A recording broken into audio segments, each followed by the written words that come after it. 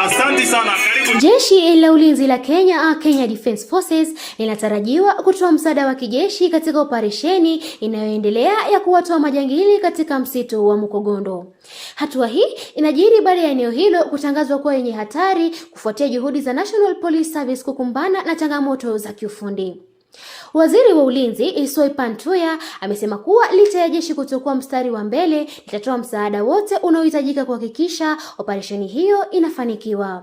Akizungumza Ilpolei wakati wa harambee ya kusaidia vikundi vya wanawake Laikipia Kaskazini, Tuya aliwataka wakazi kushirikiana na serikali katika kipindi cha operesheni hiyo. Anawashukuru wakazi wa Laikipia kwa sababu tunashirikiana na security agencies.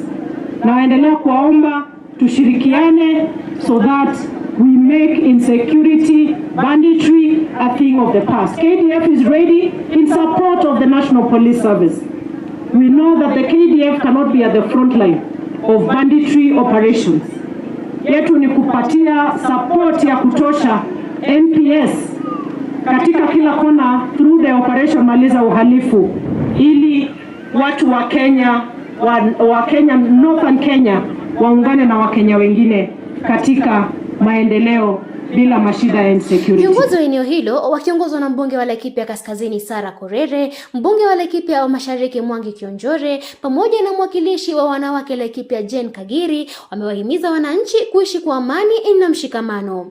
Wamesema kaunti ya Laikipia ni ya jamii mbalimbali na hakuna jamii inayoweza kustawi peke yake. Na wakati tunafanya biashara, sisi tunauza ng'ombe, tunauzia ndugu zetu wa Kikuyu, wa Kalenjin, wa Somali, na wao wanatuuzia vitu vingine.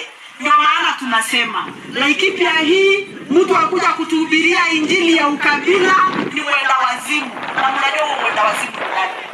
Yaani leo mbona wale ndio watu tasirani mlima, saa 6 mlima, jioni mlima, hapa iko milima mingi sana. Sababu hii serikali tumeikasa.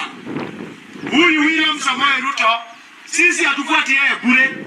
Alipokutana na yeye tu kwa sababu tunataka kusikika, kwa sababu ya tubo zetu.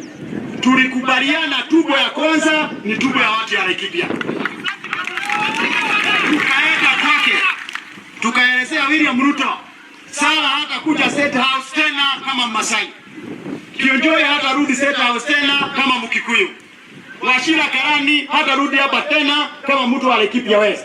Na Jane Kagiri ndiye mtu yetu wa kuandika yale maneno ambayo tunapelekea rais. Huu ni wakati wetu wa Laikipia pia sisi kukua kwa serikali ya His Excellency William Ruto, kiongozi ambaye ameelewa tunahitaji security, kiongozi ambaye ameelewa tunahitaji barabara, kiongozi ambaye ameelewa watoto wetu wanahitaji kazi.